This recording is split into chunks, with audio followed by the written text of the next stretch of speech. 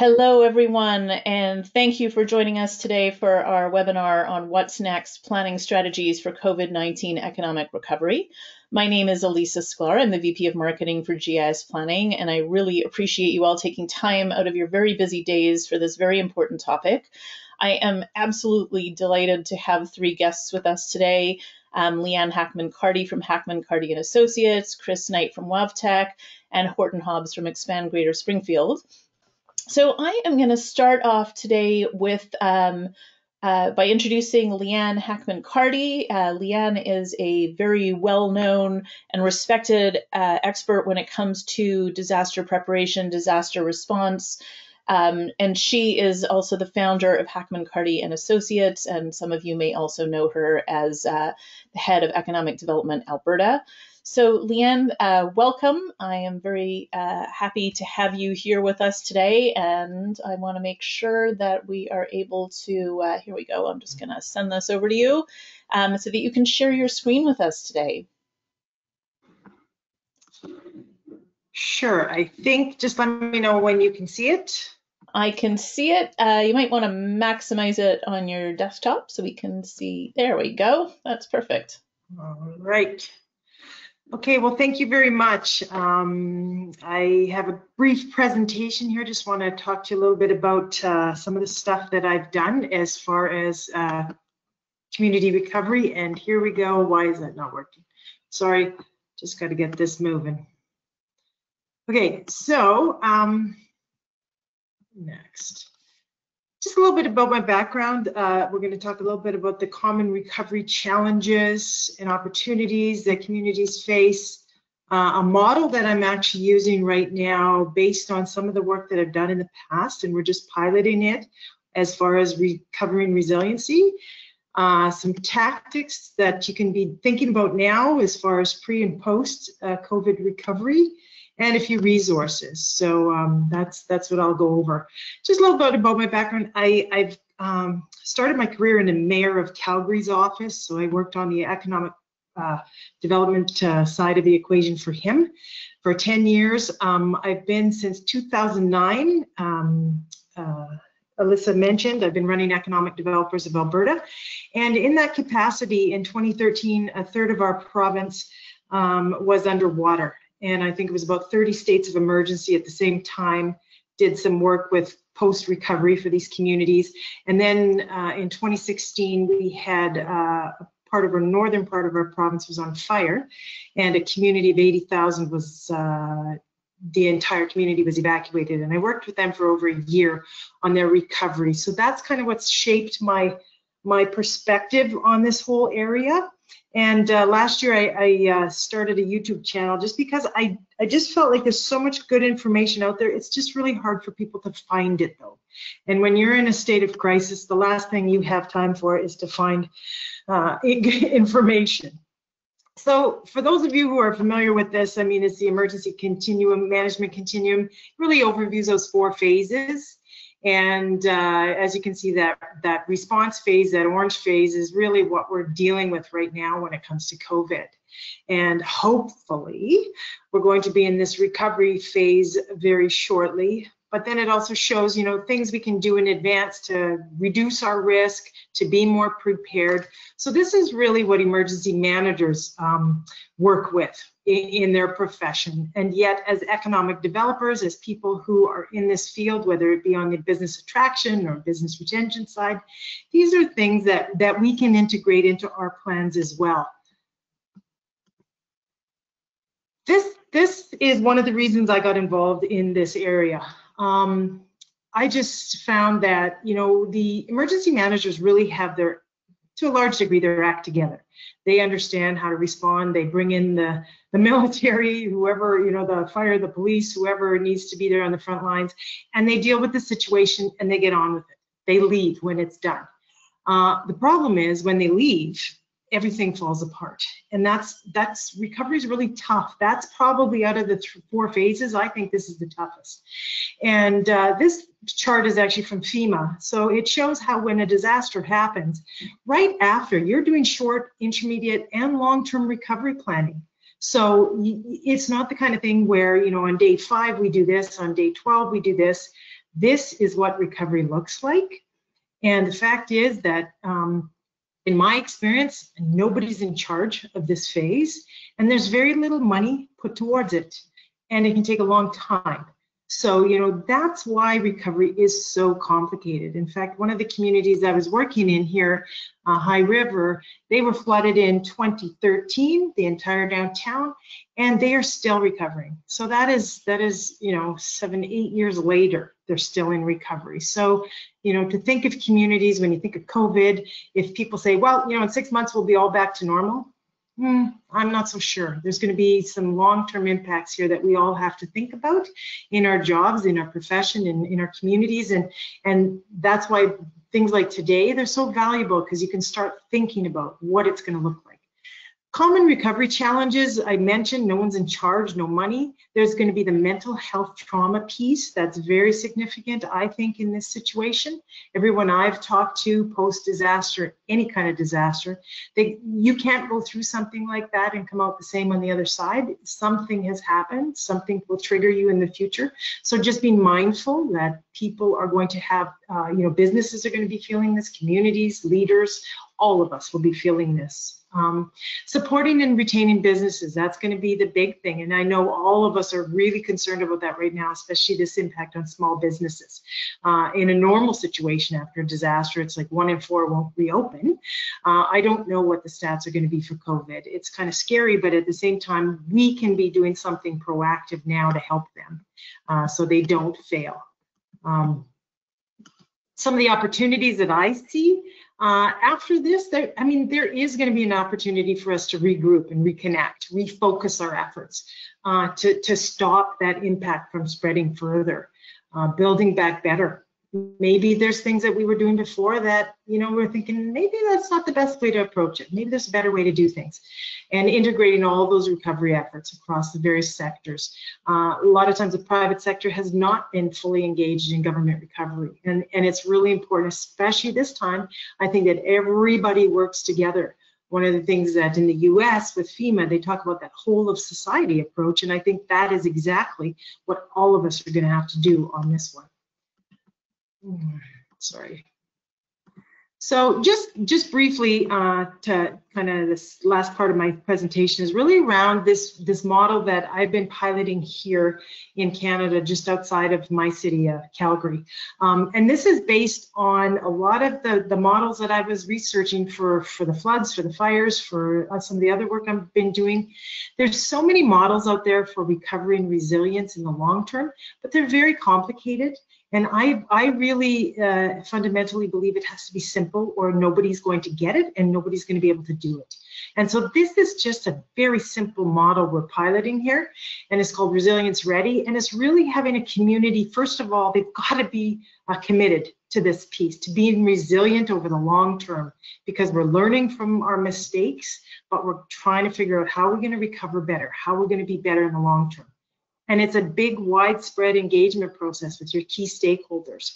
And that means, like I said, it's the government, it's the private sector, it's your various industry leaders, it's your nonprofits, it's your faith-based communities, it's all of those stakeholders that have some kind of role in your economic resiliency long-term. You're assessing your gaps and capabilities. Where are your gaps? What do you have as far as strengths? That's the other thing. A lot of times we don't know who the person next to us is, and what can they bring to the equation? Do they have resources? Do they have people? What do they have? The other thing is designing that framework. And one of the things we got around, we said it's not a plan, because a plan is something we said it needs to be more fluid and more flexible. So we're saying you need a framework. Communities just need a basic framework that they can use, and then you plug in a different hazard, whether it's a flood or a fire or a pandemic, whatever it is, but it allows you a framework to operate in and to improve over time. So that's really this model that we're piloting right now, and it's based on whoops. Oh, here I go. I'm sorry. Now I got to get my back. Oh, I'm just speeding ahead. Sorry. One of the things, and Alyssa will have the presentation you can look at, but the resilience framework was really, we looked at various disaster recovery functions, and you will see this in the FEMA framework. So I'm just going to mention them, And you can go look at the slides after. Sorry, I just, in the interest of time, I can't figure out how to go backwards. But it really gives you a framework to look at your economy, to look at your infrastructure, to look at your health and your social services, and to understand how to plan in advance. All of those sectors are looked at in your plan. The other thing is to look at, what are the actual tactics you can implement on the front line. So there's going to be your things you can do when it's not chaotic, when it's more of a steady state, and things you can do after, and that's where we're at right now. Some of the things, committing to that vision. You can do some of that planning and coordination now. If you're in an economic development role, working with your business community, helping them understand what business continuity is, and having plans in place, having a recovery program. I know with GIS planning, a lot of your work, helping communities with their GIS mapping. Where are your assets? Where are various things in your community that you need to protect? Having a contact database of all your businesses. A lot of people right now are doing surveys trying to find their businesses, and I'm thinking, man, wouldn't it be nice if you had that database up front before so you could reach out immediately? Looking at safe development practices. A lot of communities approve developments on floodplains, on coastlines, in forests. I mean, you're actually putting people in harm's way. So looking at things before they happen and helping make sure you can mitigate some of those problems in advance. This is something we did in Fort McMurray after these wildfires, is putting together a hotline where businesses could phone in and register their concerns. So we knew every single day what's happening, what are your needs, where can we help, what programs are missing. Having a recovery center where they can go in. Now, physically, obviously, we can't do that, but virtually, your communities could be doing this right now. Having one point of contact for businesses where they can get anything they want, any kind of resources, access to professionals, workshops, programs, doing an outreach program to businesses, and case management. That's something we found out. A lot of businesses can just come in your portal, they get the resources and they're done. But many need some case management. They need a little more help. And so figuring out how you're going to do that, how you're going to service their needs, what programs financially can you help them with, ongoing surveys. I know a lot of communities are doing that right now.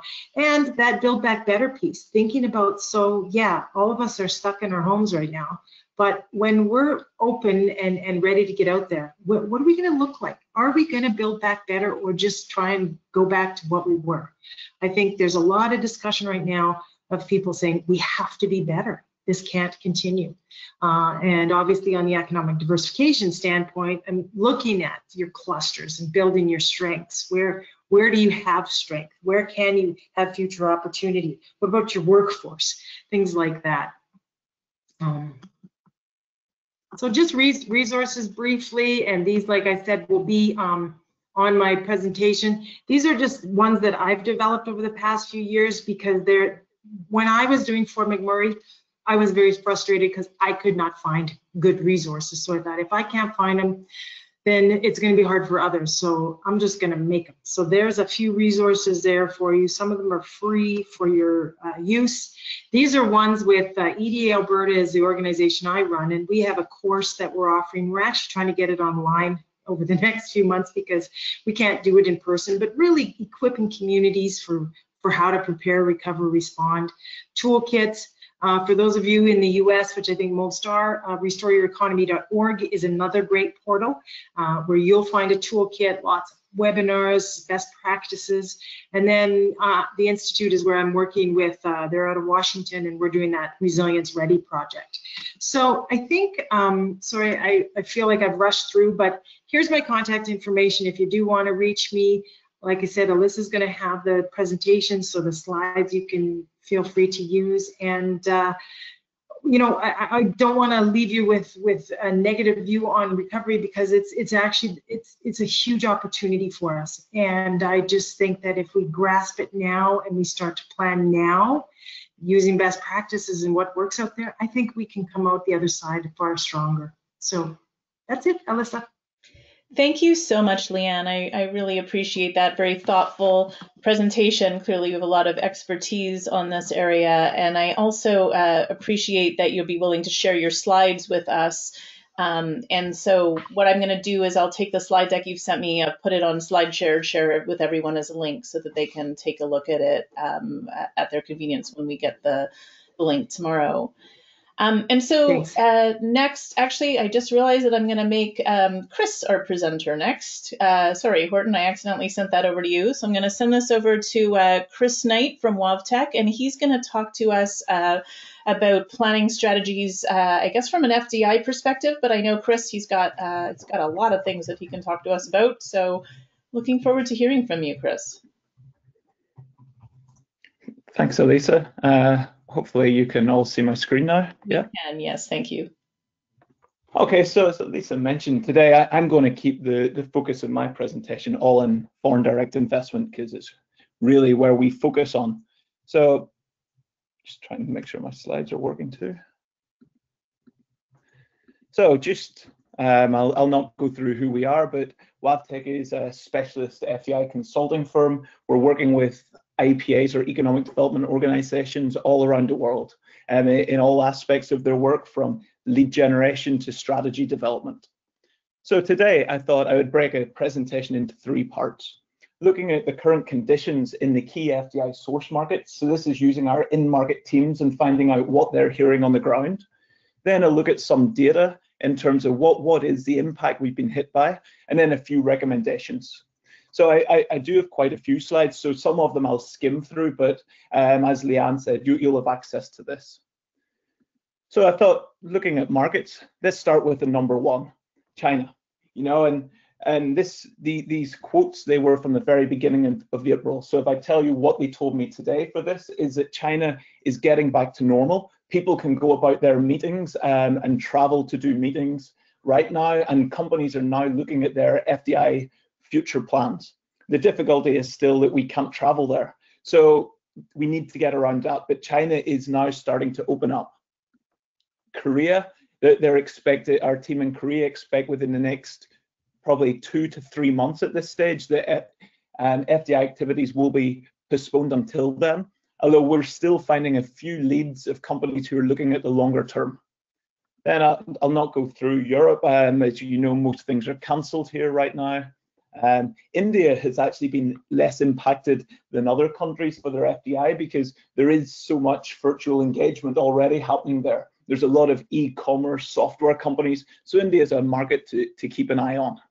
And the Gulf, well, despite everything we read here, we're also going into Ramadan, so it's never a good time to be targeting the Gulf. But they're expecting by about Q3 things will be back to normal. But again, you can read those quotes in your own time.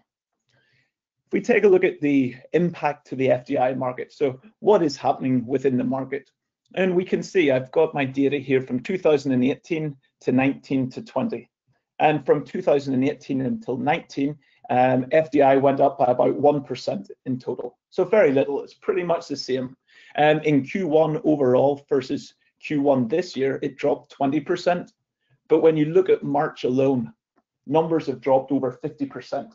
So this is where we're really getting hit. You know, the January and February numbers, some of these will be the lag of people who have made their decisions. So the announcements were made regardless. But March and April, this is when we're really going to be getting hit with the lag.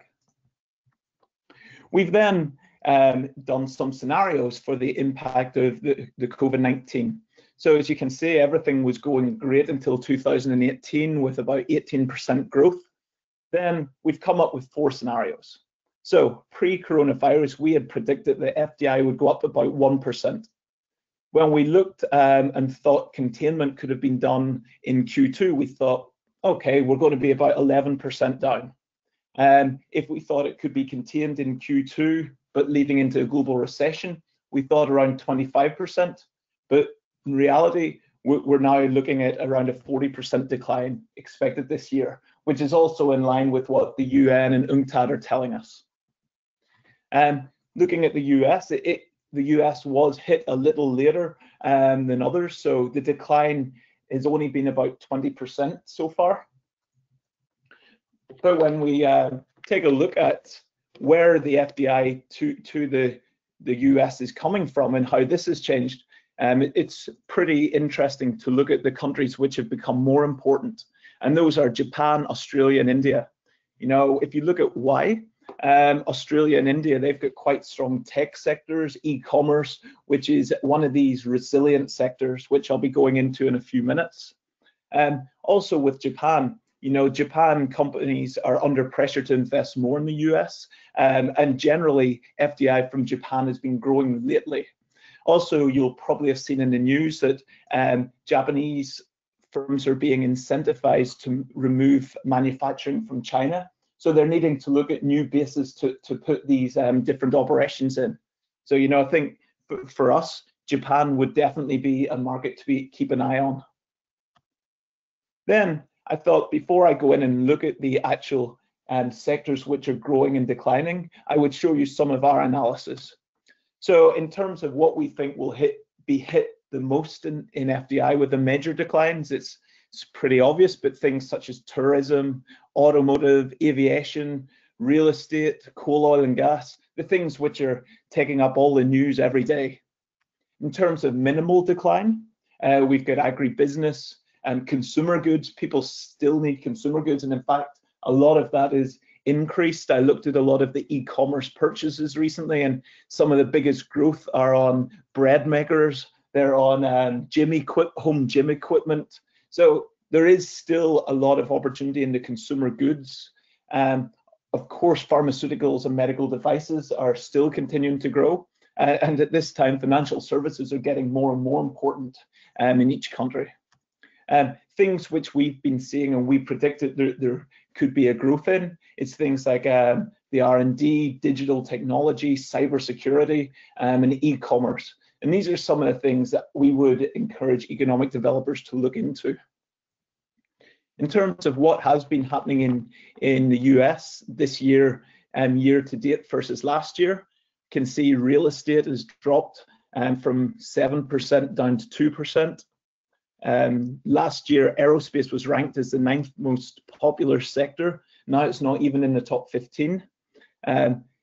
Increasing is things such as food and e-commerce. These sectors have been growing, and you know, we're all at home, less travel. So supermarkets, I'm sure over there it's the same as here in the UK. Shelves are empty most of the time, and it's all about keeping up with production. In terms of business activities, manufacturing share has been increasing. You know, a lot of this could also be down to January, February, with the trade wars and encouraging more manufacturing in the US. So that's just a bit of a snapshot. In terms of what our recommendations are, so this is probably the most important thing. What we're recommending is, number one, like all of you will be doing, it's aftercare and business retention. Like, let's be honest, going after new projects, it's pretty unlikely at this stage. Looking after what's there is the single most important thing. And you know, what do we recommend within this? Well, first, you got to make sure you know all of the companies, foreign and domestic, who are in your local community. So create this database and get contacts within each. And then we would reach out to all investors. We've been doing a lot of work for different governments throughout Europe and Africa in this, and we've put together an investor survey. So again, I can share a sample of that with you if you're interested, but I think you need to proactively go out to these companies and let them know you're there to support. Communication, and I've seen a lot of your economic development websites have created microsites for COVID responses, and I know GIS are doing this. It's exceptional. In Europe, we're probably not as far ahead as some of the things you're doing, but you know, you're communicating it exceptionally well. Government partnerships. So we actually work with the state of Ohio, and we help facilitate an agreement between the Hubei province and ship medical products to Ohio. So you know, this is where your sister cities come in useful, your relationships from your travel. Also about retooling, are there any of the companies in your local community who could retool to help with face masks, to help with sanitizers? We're hearing a lot of samples of that throughout Europe. In terms of it, one quick plug is if you're about next week, we are hosting a webinar and taking a look in more detail about aftercare and what should be done by economic development organizations at this time.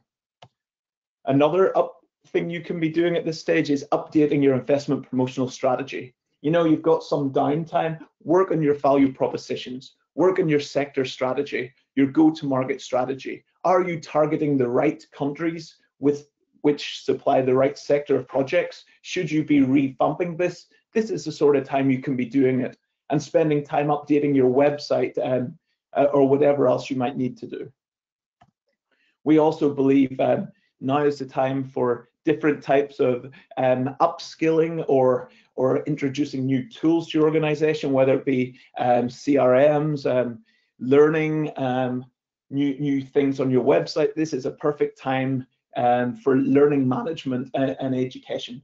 And we're getting a lot more interest in Europe for that. You know, now you don't have to travel around the world to do a training workshop. You know, we've got our own e-learning, but you can do webinar capacity building anywhere. So I think this is going to fundamentally change the way capacity building is going to be done in future. Digital promotion, Elisa didn't know I was going to do this, but a quick slide, you know, this stuff the guys at GIS are doing is exceptional to have on your website and make it into a marketing tool and allow virtual site selection while people cannot travel.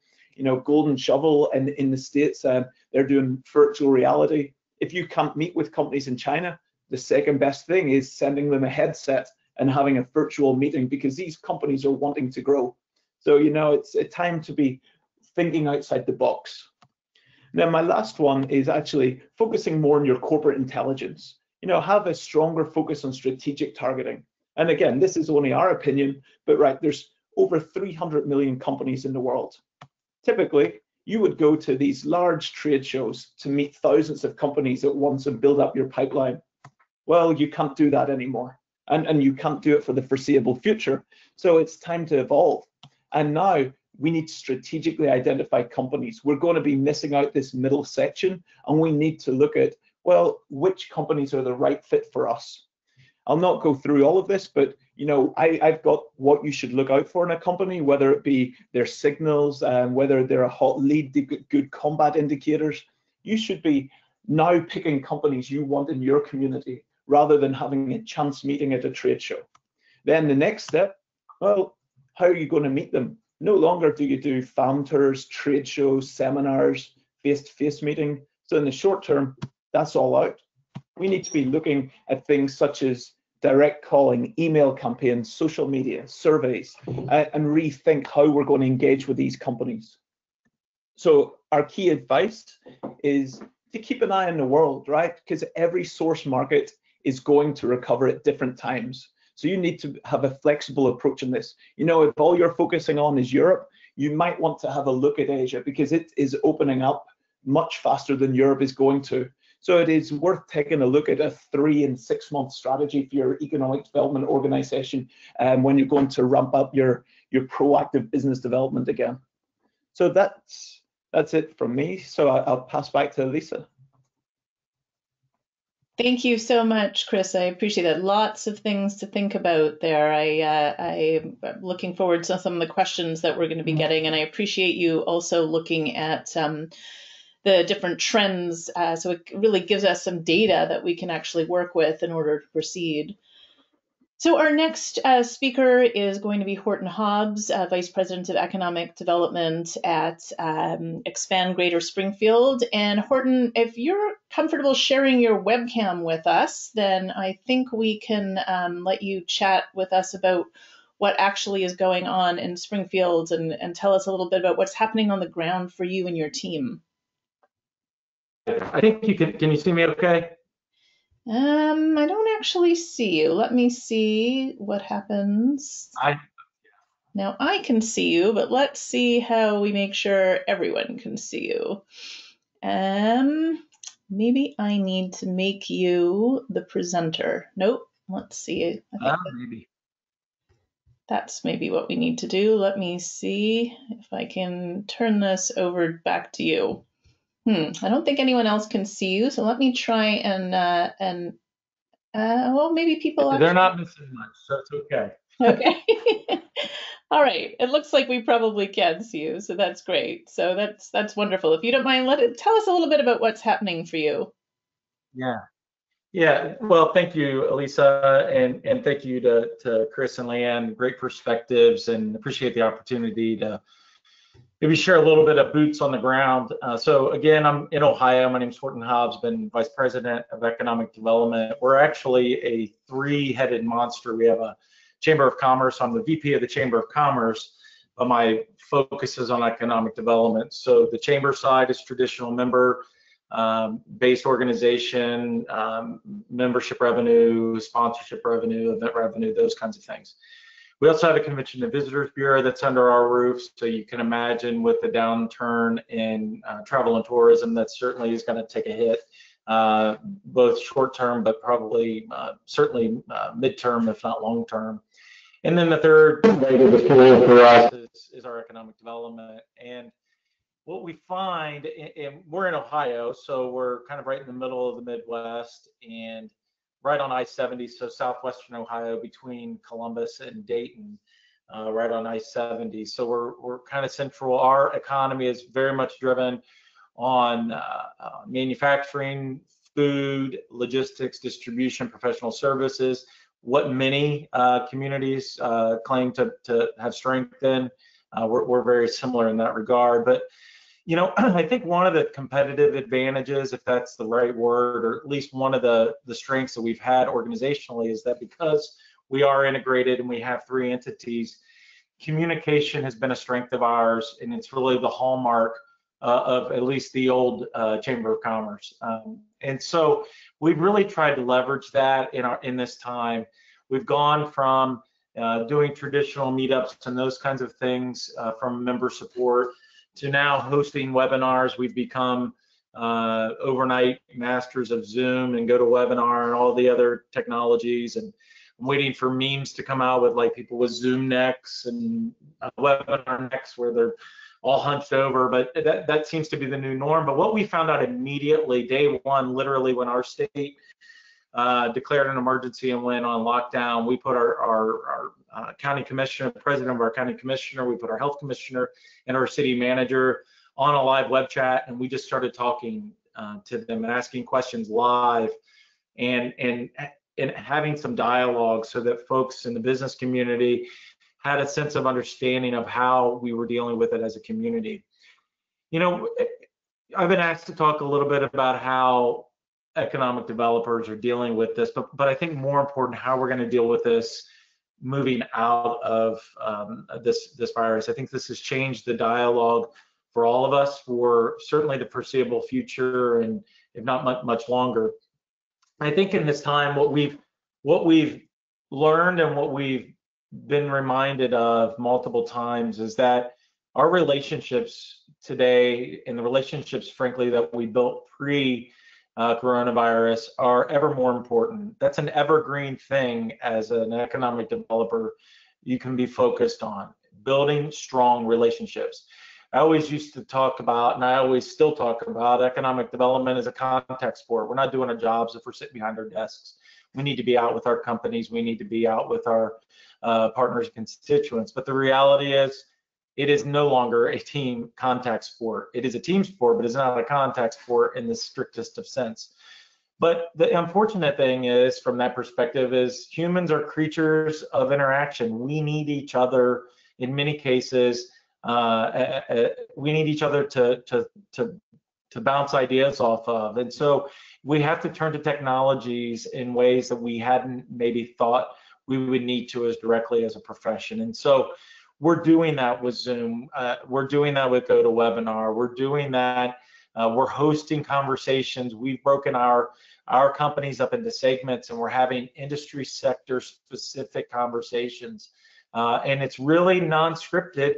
And quite frankly, it's all about just having a shared forum for business owners and executives to come together to share ideas, to kind of triage the situation themselves. So that's worked extremely well for us. But I cannot or overstate the importance of the relationship building that you do and have done. That's the hallmark of a great economic development strategy, is building those relationships. And if you haven't, now's the time to mend those fences, and if you have some issues, but it's also time to really draw on them. What we have found in our organizations, and I would suspect for those listening, many of you, you've become a go-to resource for many in your community. They are reaching out to you, businesses of all sizes, asking you what you're doing. I mean, for instance, economic development, the geekiest of us, we're all about economic-based economic development. So those are the companies that are bringing new revenues into our community and exporting their goods and services. Well, we're finding ourselves much more in the service economy and retail sector conversation than we've ever been before in our strategy, because that's going to be the sector that has been hit the hardest and will need the most support coming out of this. So we've done things to promote our local restaurant community on a very, very proactive way that we would normally do from an economic development perspective, but it's critical and key because for us, our downtown we're an old legacy manufacturing town, and so our downtown revitalization has been fueled by family-owned businesses, small businesses, and restaurants, the ones that are so hard hit in this crisis. So we're pivoting, changing our messaging, and providing resources, at least in terms of SBA connectivity and connectivity to local banks in ways we hadn't done before. And I see that going forward is going to be a critical role of the economic developer, really being that voice and that connector in a community to the resources for our businesses. A couple of other things, again, I will not overstate relationships, not just with your business community, but with your partners and with your staffs. It's really important to know that your staffs play a critical role because we all are part of a community that we serve. And some of us more remote than others, but nonetheless, we're part of that. And so this is having an impact on your people too, that you work with and work for. So remember, they're a part of that. Don't forget them in this crisis. I think now is a great time to find efficiencies and things that you've been doing. I think Leann touched on that a little bit before, but we have an opportunity now to look at our programs of work. There are some things that we've done in the past that maybe we won't be able to do, such as the traditional way we've done BRE. I mean, that may become a webinar type or a more concerted conference call type activity. Well, actually, that may be less intrusive to many of our companies anyway, and this may have been a nice opportunity to start to transition that. So look at your budgets, look at your programs of work, and look at where you're putting resources. Our organization was right in the middle of a $4.1 million capital campaign that we had launched with Convergent, and we were rolling through that, getting ready to really make some good headway, and we had to cancel our campaign or at least put it on an indefinite hold. But what has really happened, though, there is a temptation, I think, out there to change your program of work to be reactive to this pandemic. And I would caution organizations, economic development organizations, about that. I think it's important for you to segment what parts of your program of work are COVID or pandemic related. So what things are you doing now that are really enhanced from a relationship building perspective during this time? What are you doing well? What aren't you doing well in the face of this? And focus that on your strategy as you move forward and enhance that. But I would really caution economic development organizations not to drift from their missions just to follow potential resources and funding that may come out of this COVID-19. Governmental entities in the states are certainly going to be hit significantly at the state and local levels. That's why these partnerships are so important, and look more to these public-private partnerships around economic development, more so moving out of this than maybe we did before. But really separate those programs of work into what I would say are COVID-related activities and what are your traditional economic development activities. Know them, understand them, and be able to market them and pivot them. I believe in the United States, there's going to be a very big movement toward reshoring as much manufacturing as we can. And unfortunately, in some instances, or fortunately, depending on how you look at it, There will be a strong undercurrent of Buy American. I think you'll probably see that in Canada with Buy Canadian. In Great Britain, Buy Great Britain. You're going to see a lot of bringing home of manufacturing to the countries and communities that you're in. And I think we have to understand that. We have to know how to support that, and we have to understand what that means to our companies and our communities. Reevaluate your R&E. R&E is more important now than ever before. And to Chris's point, while FDI is important and it has a place and it will have a place moving forward, frankly, those that have invested in your community are the ones you need to be focusing on the most today, and really getting in front of them and reminding them. Don't be intrusive, but just remind them how important it is.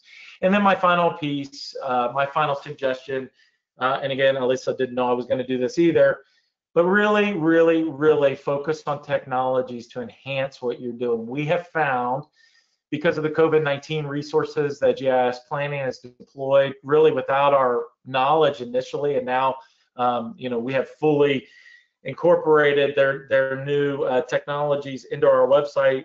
Utilize those, share those with your business community. We have strong relationships with Golden Shovel and others, and making sure that our messaging, our websites, and our technology are there to serve our member community, our members in our community. And I believe coming out of this whole crisis, there's going to be a shift in communities to cut funding and things because of necessity. We as a profession need to stand unified and understand what our value proposition is in our communities, so that our funding is maintained and if not increased in times of the greatest need. And I believe the role of the economic developer today is as strong, if not stronger, than it's ever been. And it's our shared resources and our community feel to our profession that will keep us together. Look for best practices. I'm constantly reading and scanning and reaching out to find what's working somewhere else. And frankly, R&D is not just research and development. It's rip off and duplicate. Find what's working and duplicate it in your community and share the heck out of it with your colleagues. That's what I got. Horton, thank you so much. That is really, really helpful. Hearing some familiar themes being echoed across our presenters, even though there's such different backgrounds and topics, but that idea of building back better, of using the time to develop strengths, of separating between what you need to focus on in terms of your COVID practices, your new normal, but also what you traditionally were doing and what that is supposed to look like for you. So I really appreciate that and you sharing that with us. I'm sure there will be questions. I do have a few things that I'd like to talk about as well here. But I just want to remind you that there is a questions field on the right-hand side of your screen. Please, if you do have questions for any of our presenters, please feel free to enter them there, and we will be taking a look at that. Some things that I just wanted to talk about briefly, because data is something that's come up, and I appreciate the call-outs from Horton and Chris and Leann, is that your website has become more important than ever, because it is now the face of your organization, and it's a place where people are going to be looking for information. I've seen some great COVID-19 resource pages that economic developers have put together to help people make sense of the state, the provincial, the local, the federal things that can be done, initiatives, funding, loans, grants, all of those different programs, really important to be an aggregator of that information. One of the interesting things that we noticed with our clients is that their Zoom prospector tools, our location analysis sites and buildings database, became very important as a place to study local businesses, as people were doing this kind of nearshoring and suddenly trying, we have a hockey company up here. I work in Montreal, Canada, a company called Bauer that makes hockey equipment. Suddenly they shifted to making PPE and ventilators, so they needed to machine new parts and find new things. And they're not able to import that from other places. So they're able to use a tool like Zoom Prospector to go in and look at industry clusters to find out, wait a second, who do I have near me in my region that can help me create these new synergies and new clusters that are changing all the time. So using it as a kind of open access portal that's more than just location analysis suddenly became really important. And I think that will shift over time. some of the things that we did at GIS Planning is we kind of very quickly realized that the need for data had changed quite dramatically. I'm going to show you in a moment our Zoom Business tool. But what we provided right away was free local layers, businesses open and close, testing centers. We added the New York Times daily updates of COVID cases and deaths by county. That's added as a layer in Zoom Prospector. And we also provided this free standalone tool for any community in the United States, whether they're a client or not. It's a little tool that you can embed directly on your website. This is an example of the Zoom Business tool I'm going to show you in a moment, but local layers that we were able to add, such as restaurants open for business. And this is the mapping tool that anyone can use. I'll include a link to the page. It's just a little bit of code that you copy and put on your website.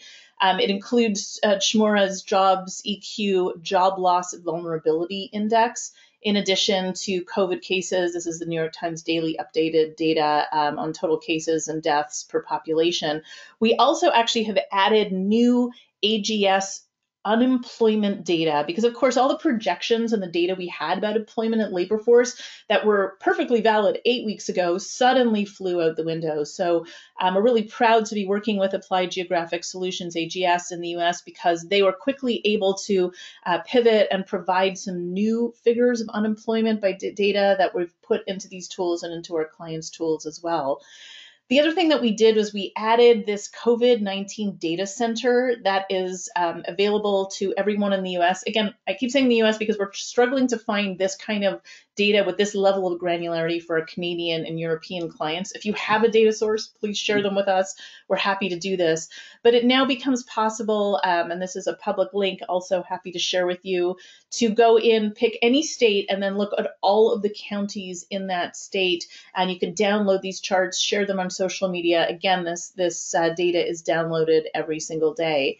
And so actually what I'm going to do is shift over to the Zoom Business tool, because I just want to show you what that looks like for us. So Zoom Business, this came about because in our webinars, we heard from clients over and over again and from people attending our webinars that although investment attraction is going to always be important to them, right now in the midst of this pandemic, what was most important was supporting their small and medium local businesses.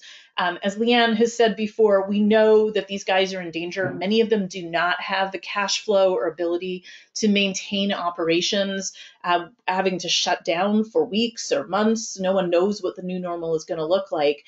And I know probably the same for you, but I see on my local Facebook neighborhood and city pages, people are looking, I need something from a hardware store. Who's open? I hear this bakery's open. This bar is now selling cocktail kits, delivered to your house.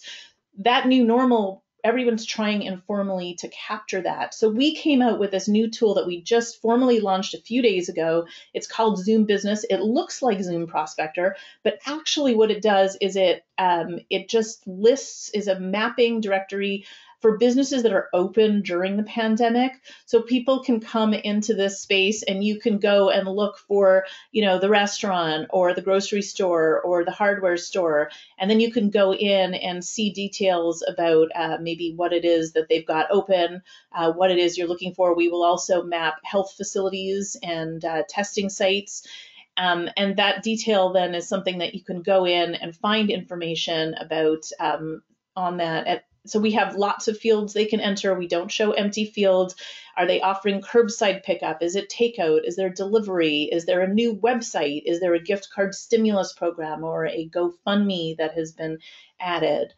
And when we first started putting this together, the clear pain point from our clients was that it was just, they're so busy right now that tracking and keeping this data fresh it can be very time consuming. So what we did was add a little button in the corner called Add a Business. Any business can go in there and add themselves. They do not need a login. They do not need a password. They put the information in there. This is for the US and Canada right now. We are looking at doing this in Europe as well, but right now anywhere in the US and Canada, they add their information. Then the Economic Development Administrator gets to approve them. We want to make sure there's no, joke or crackpot businesses, of course, being added. You need to have some control. And they go into their admin, and it's very easy to take a look at those, approve them, and make those changes. And as a consequence, you now have a place you can promote to your area residents, because we know Amazon and Walmart are going to survive this pandemic, but the local Main Street retailers, your service providers, your restaurants, your bars, based on the data that we saw from Leann at the beginning, we know that many of them are at serious risk. They need cash flow now. So the one thing we can really do to support these local businesses right away is to go in and be able to add that. So we added, in addition to this, some basic layers. So the things that I was talking about before, the job loss vulnerability, the total cases, all of that can be mapped out as layers in here as well. So if you want more information about it, it's there. You can get information about where that data comes from. Now, we provided this completely for free to all of our clients. If you happen to be a GIS Planning full edition Zoom Prospector client, it's already set up for you. It's ready to go. It's in your admin. Just click on COVID-19. It'll show you the link, add some businesses. If you are not a client, we've made it very, very affordable. Prices indexed by population. We really want to be able to help our communities. So we can have you up and running in one business day. And then the two things that you need to do right away is begin promoting it to your local business. Let them know that this tool exists on your website. Let them know they can add a business so that they can make sure that they're represented up and running. And then the second thing you need to do is you need to promote this so your area residents know where they can spend their dollars. That's really quite critical because people are looking for that information. So I suggest that this link, and it is a link, doesn't need to be embedded in your website. Put a prominent header on your website letting people know where this is. Then share it with your local media. Have your newspaper, your TV stations, your radio stations, your Chamber of Commerce, your tourism, everyone who has an interest in making sure that your local businesses are vibrant, that they're able to survive this, that when the pandemic restrictions are lifted, they're still there. There's nothing more depressing than shuttered storefronts. We want to make sure these guys are okay. We know 90% of the jobs in most regions come from small and medium-sized businesses. And sometimes we forget that because we're really focused on investment attraction, but this is really, really critical. So we want to make sure that we're able to provide that detail to them. I am going to shift over to, and I'll include some links over to that if people have questions about it, but I just want to bring us to the questions field because I know that we have some questions in here. I'm going to encourage our panelists, if you want to share your webcam, something that we don't always do in our webinars here at GIS Planning, but I encourage you guys to do that. And I'm going to take a look at questions. And while I'm taking a look at the questions that we have in there, are there any questions from our panelists that you guys would like to kind of address, or things that you heard someone else say that have come up? You're going to have to unmute yourselves as well. I do have a lot of questions here. I'm hearing from someone that the province of Ontario has released some open data that may help us. So thank you very much, Jeff. I'm going to definitely take a look at that and make sure that we can get that up and running. A question about Zoom Business. Is it included with Zoom Prospector? Yes, if you are a Zoom Prospector full edition client, it is included. We are not charging for this, and I'm happy to help you. I'll send you an email afterwards. How can we, another questions about costs? I think that's important. I'm happy to answer those individually. Again, just a reminder, any questions that you guys want to put into the GoToWebinar questions field over there. I have a question for you, Horton, actually, because you were talking about the importance of connection and how connection, ironically, as we're separated, suddenly has become more important than ever. And we're using all these new digital tools in order to maintain this connection. Do you find that you guys suddenly are busier than ever before? I mean, there's this kind of response level, but how has this shifted as an economic developer, what your work day and work week looks like? That's a great question. At first, it was ridiculous. The first few days at home, I would spend, and it's not an exaggeration, 16, 17 hours a day. And there was no off switch. So during the day, I was making phone calls rather than what I would typically do is send an email. I would make a phone call because, I didn't want to get lost in the noise. And then over time, you find in the evenings, you're doing all the things you would normally be doing. And frankly, it took me time to adjust significantly. And I found myself working a lot harder and not smarter. And so over time, our communication has become more strategic. We send now an email with kind of a summary of changes to resources for COVID in our community once a day.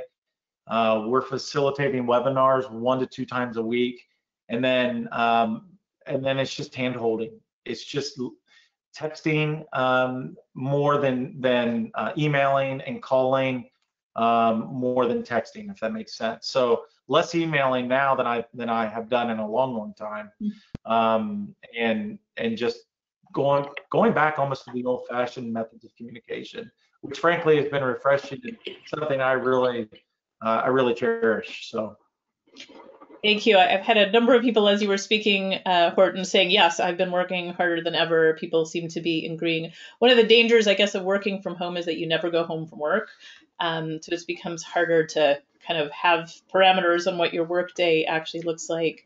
I wonder, Leann, you were talking about the importance of, the kind of trauma or isolation or the fallout from disasters. It may not look like a flood or a wildfire, but I think there's no question that what we're doing now is disaster response. What can you say insofar as how to look out for the people around us impacted by this?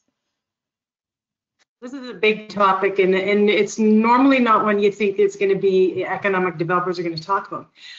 But I've seen it, like High River.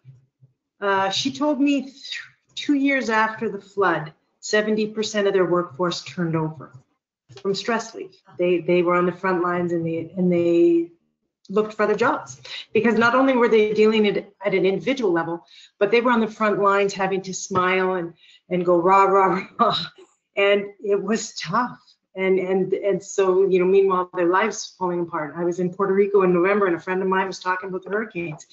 In that case, there were deaths. And so you think, okay, so these are big issues for people to deal with. And especially if you're on the front lines, having to have an interface with the public.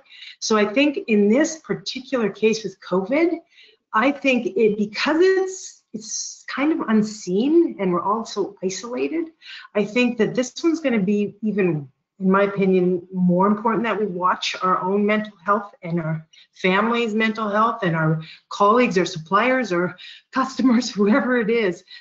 Just check in with them. Just say, how you doing today? Just thinking about you, because I know for sure in an economic development role, when you reach out to businesses in their time of need, they'll remember you. So I think it's that much more important to service them now and just ask them how they're doing. What can I do for you? Just thinking about you. It's pretty powerful. Yeah. Okay. Thank you. I think you're absolutely right. I think we don't even know yet what we don't know about how people are going to react to this. Chris, I had a question for you, actually. Just I realize we're almost at the end of our hour, but I did want to get this in. As we see the kind of shifts in FDI trends, as we anticipate or try to project what that might actually look like in the coming months, you have talked about the importance of nearshoring or kind of looking more locally or nationally for as companies find these new kinds of synergies. I know in the US, this is something that people have done for long, such a big country with so much going on.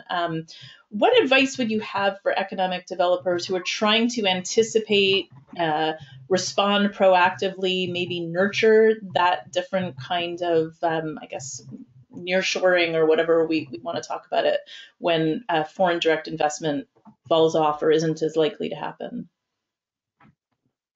I'd give up guessing. Nowadays, everything's changing every single day.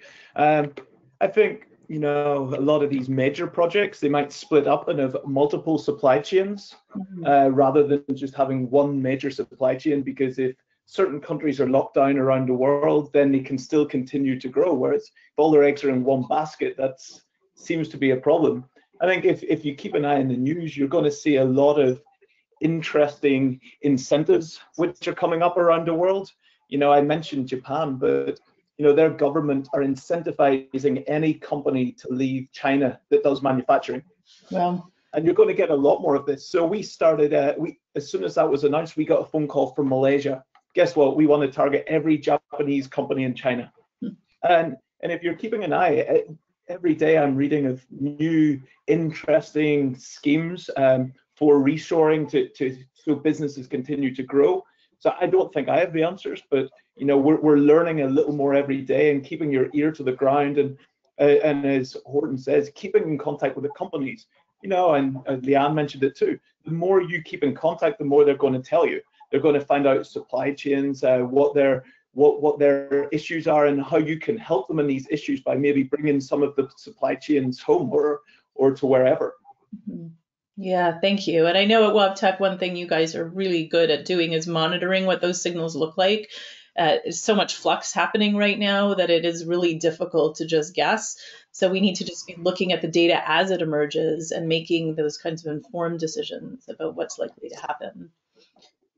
I think this brings us to the end of our time. I want to thank my guest panelists. I know you guys are super busy, and I really appreciate you taking time to speak to everyone. We've just had fantastic numbers of people attending today. I have been recording this, and I will be sharing this tomorrow, so I'll include your contact information there in case people want to reach out to you with questions.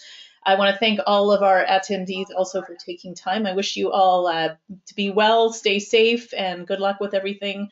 We are here for you. Thank you very much. Have a good day. Bye-bye. Thank you. Bye-bye. Thanks.